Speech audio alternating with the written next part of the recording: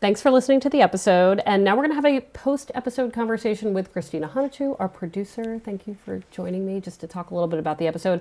I have to tell you, this episode, really this whole season, but this episode to start hit me pretty hard because, I lost a parent and did a lot of caregiving. And like 12 years later, anytime the phone rings, I'm like, what is the emergency? And I think a lot of us are in that mode because of COVID or anything in our lives, right? And I haven't been able to figure out like how to snap myself out of that fight or flight. And listening to Fumi, I was like, oh my God, like what if I just took a clown class? Like you don't think that these joyful things that we can do in life are the things that can pull us out of panic. So Yeah. I just wondered what you thought of her and the story and how it hit you.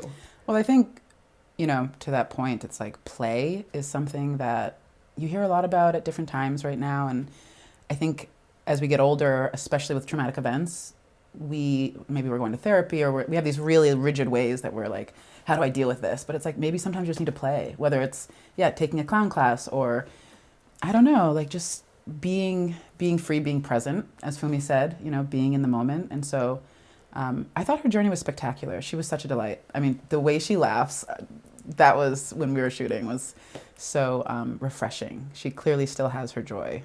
And so, yeah. One of the things I loved about the episode is that small moment where she says that she started to date like a clown, meaning like when she was upset, she just left. When she didn't want to do something, she stopped doing it. Like there was no filter that we have as official, normal people in the world that we're just like being polite. And I just thought, what are the ways we can do relationships more like a clown? Like maybe I should just cry when I'm feeling sad, or maybe I should like yell and be silly. I don't know. There's something like very pure about the art of clown where you just are however you feel. Yeah. It makes me feel like we should be having like clown classes for kids so that they grow up like, imagine if you just like did your career like a clown, or you did your relationships like a clown, or you just did life. Like it's like no F's basically. Am I allowed to say that? But yeah. No, I love it. There's like a bravery with it that I just want to apply to everything within reason, of course. Which we won't. because we're conditioned and stuck in our ways. Right. But it was, I will tell you that like taking that class, because as soon as we interviewed her, I was like, I have to take this class just to be able to see how it worked for me. And I think I'd have to take about 5 before I stopped being so self-conscious about being funny. I had like no concept of how to do that kind of humor, like how to just be free with my body and make people laugh. And I was just constantly like, do I look like an idiot? And as they say, that's the whole point. Yeah. And there was just something like so embarrassing about it. But these people, I have to tell you, they were like jumping around in a circle, making weird noises. And I think 6 hours more of that, maybe I would have gotten there. I don't know. I was really impressed. And I was also impressed with the idea that, the class was really full. I mean, this is like, and not just comedy people, like. Yeah, you said it was all ages. People want to be a clown. I have a lot of relatives who do rock climbing, which I will never do because it involves an athleticism I'm not interested in having. Me neither. But these relatives, these cousins have told me like one of the great things about it is like when you are doing it, you have to be fully into the rock climbing, because if you start thinking about other stuff, you will fall down and hurt yourself. So it's also like finding an activity where you can't secretly be thinking about other things. Like you have to be, like right now I'm actually trying crocheting again, which I haven't done since I was like a person dealing with my parents' divorce, because that was like, again, it was like an escapism thing where if I'm not paying attention to the yarn, so it's just, I guess, finding your activity. I'm probably not going to do a lot of clowning. I'm definitely not going to rock climb, but I can probably like make a scarf. Yeah, make me one. It's like very old lady activity. I'm going to lean in. And I need to find, I have, we all have different levels of anxiety. I deal with anxiety myself, and it's like, I need an activity at this point in my life. And I don't think I'm going to do clown either, definitely not rock climbing, but yeah, maybe we have a crochet party. Absolutely. Yeah. All right, I just want to take a moment because this is your first episode in your first season producing Love Letters. So I just wanted to know, like, this season is all about how can people change? Can people change? What were you hoping to get out of it when we interviewed all these people about how they changed their lives? That's a good question. Not to put you on the spot. No. How do you want to change, Christine? Well, yeah, I think just change is such a, like, everyone deals with it throughout your life, right?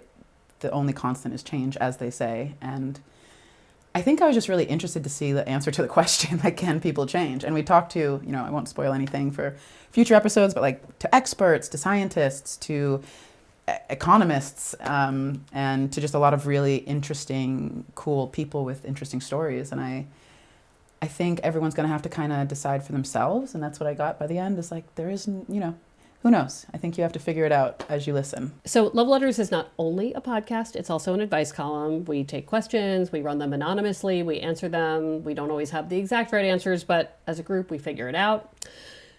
There are some letters from the column that really reminded me of Fumi's episode.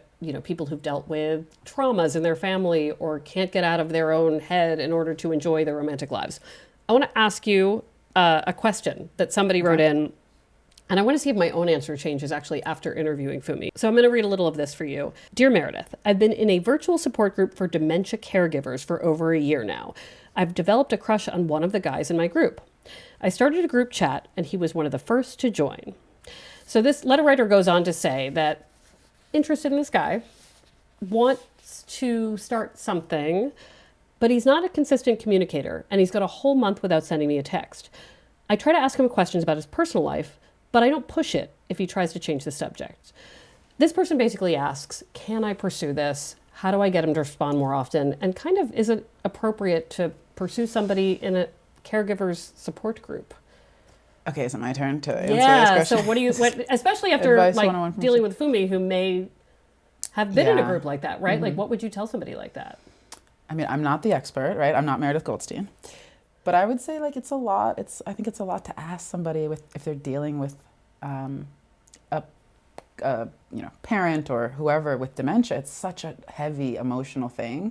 So expecting there to be continuity and communication for a love connection is, I don't think the person's wrong for wanting it, but I think you have to really kind of just be aware of the situation. I mean, I think I said this and I feel this way now, which is that, like, people are in that support group to be honest. So you can say to somebody, like, I just wanted to get coffee, but if it's too much or overwhelming or that's not what you're interested in, that's cool too. Because you don't want to ruin the group. I was in a caregiver support group when my mom was sick and everybody was so tired. They'd shown up because they were caregivers. So the idea of putting yet another obligation on someone is really hard. On the other hand, those people do exactly what I was going through. And so I can see love connections forming there too. So just like being cool about it and being honest about it and being like, is this something that will stress you out? Because it doesn't matter either way. Communication. I mean, big time. So I don't know. I'm just really grateful to her for helping clarify my answer on this one. This is a letter from somebody who wants to know if they can be happy with a full-time caregiver. This letter writer says, for almost 3 years now, I've been seeing a woman who lives in my neighborhood. We met at a yard sale. I love these details. Her mother is in her 90s and needs constant care. It's to the point now that if my significant other is not within eyesight, her mom starts calling people, asking where she is. I asked this woman out because I thought we were similar. We're both in our 70s and work. I wondered at the time if she was too attached to her mom. And this person goes on to say they have caregiving responsibilities too. They go on hikes, they hang out, and this letter writer says basically, like, should I be trying to be the first priority for a caregiver who has another first priority? Like, should I be trying to date a caregiver? Is it even worth it? Because it's always in the middle and in the way. And I don't know, I took this letter a little bit personally. I thought about the years that I was a caregiver, like really a lot of the time. And yeah, I kind of would have been awful to date. I didn't do much dating at that time. And when I was like on dates, I was not really present, but also had somebody been really patient and wonderful. I don't know, maybe. That's what popped into my head was like, yeah, if they had been patient and wonderful, there may come a time when it's really, it turns into something real. Again, going back to like my first answer, I just think I haven't had to deal with that yet. I haven't ever had to, care for a parent or care deeply, caretake for somebody. And I can just imagine that, yeah, it's a lot. But I do want to say they're in their 70s and she's taking care of her mom, like good genes, like good for you guys. Like It's also like I can totally understand and empathize with a 23-year-old who writes in, and many do, and do not understand this dynamic. But most people over the age of 50, let's say, are dealing with some kind of caregiving, whether it's for like a child or a parent or someone else. So I was a little surprised that this letter writer didn't have better expectations or more manageable expectations for this person. Like, after a certain age, we're all dealing with something. So like you kind of have to know that you're not going to be first priority all the time for anyone. I think too, that's like really, because I'm of the age where like I'm not yet taking care of my parents, but like I can see it on the horizon.